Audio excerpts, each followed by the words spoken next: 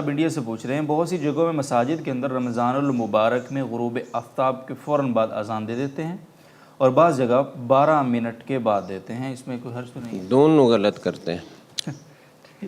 فوراً اذان نہیں دینی چاہیے، 3 منٹ کا انتظار کرنا چاہیے۔ جو غروب آفتاب کا وقت نقشے میں لکھا ہوا ہے، میں بار بار یہ بات بتا چکا ہوں کہ یہ جو فلکیات کا نظام ہے اس میں بالکل 100% وقت بتانا ممکن نہیں ہوتا۔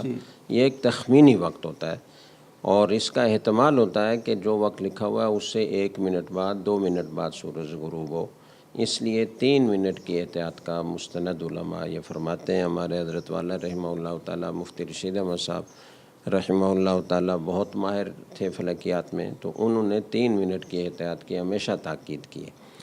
اور 12 منٹ یہ بہت زیادہ تاخیر ہو جاتی ہے، تو تاخیر جیسے جلدی روزہ کو افطار کرنا یہ احتیاط کے خلاف ہے، اسی طرح تاخیر کرنا بلا وجہ یہ مکروہ ہے۔